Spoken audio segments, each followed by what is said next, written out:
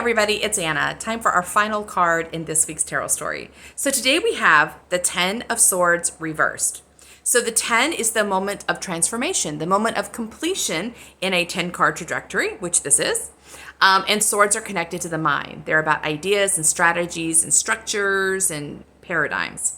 So we started the week with the Tuesday card with the 2 of Swords, and now we're closing with the 10 of Swords. So we turn this upright, we can see there's a dead guy. That's the message of the 10 of Swords, is that an old way of seeing, an old way of doing things and making sense of things, an old paradigm is dying. And that is dead, not even dying, it's dead now. And that means something new can start. Over the horizon, you can see there's another sea, right? And the 2 of Swords, we had a sea too. And I talked then about how the sea is about intuition, the presence of intuition. So the invitation is for the mind to be accompanied. It's not by itself, trying to solve everything by itself. It has this really lovely, powerful partner in the intuition, which has access to all this amazing spiritual genius, and they're working together, which means that when this old thing dies, for the mind, which the mind's been releasing itself from. This is victory for the mind. It's been able to sort of free itself up from an old limiting way of believing or thinking, and now it's free of that. Now its job is to let the intuition, to get on a boat and go out into the ocean and let intuition guide it to the next thing. In the background, you've got the sunrise, which represents that new beginning. This is a moment of victory for the mind, where the mind finally is kind of unanchored from an old way of seeing things. The reversal in this case suggests to me that the mind has accomplished this, but might not realize it has accomplished it because the mind tends to see things from a position of a problem, right? The problem. So it works at a problem. It's very diligent at working at a problem, but sometimes doesn't realize when the problem has been solved. And in this case, the problem has been solved. Like, okay, well, the old way of thinking is gone. And so now we're able to do something new. And the reason the mind can miss this is because in this position of the 10 of Swords, it does not follow immediately that the mind has a new action step. So what it can seem like, because now something new is emerging, and the intuition's in the middle of surfacing something. And at the beginning of the surfacing of a new thing, there isn't a structure available. There are also usually aren't action steps available. We're just kind of waiting for something to clarify. And so what happens is the mind finishes this old thing and it's like, okay, we're done.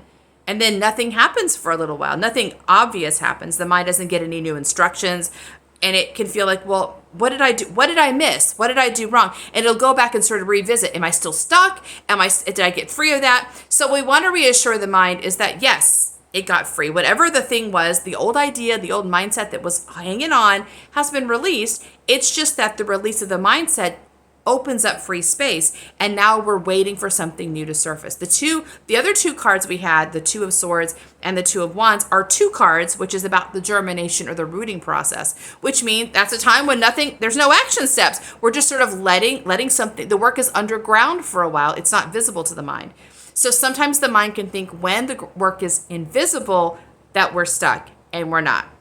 This is to reassure the mind. You can even check in. Where has the mind released old things? Is it still worried? Is it still concerned about old things? Or has it actually released the old thing? Has it really moved on? And by the way, the mind asking questions is not a sign that it is stuck. When the mind asks questions, it's doing its due diligence. So when the mind says, well, how are we going to make money? How are we going to make that happen?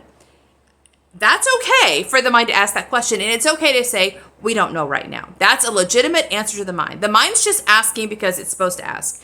If the mind asks the question, then says, well, I'm not moving forward until I know these things, that's a mind that's stuck.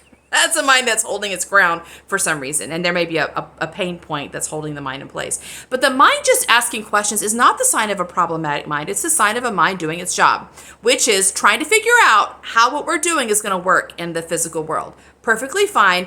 Just say, I don't know yet. It's coming. And if the mind goes, okay, and moves forward, then the mind's in a good spot. So pat the mind on the back and tell it it's doing a good job, because the mind doesn't always give itself credit like it should. So support your mind, support your intuition, and carry on. See you next time. Bye.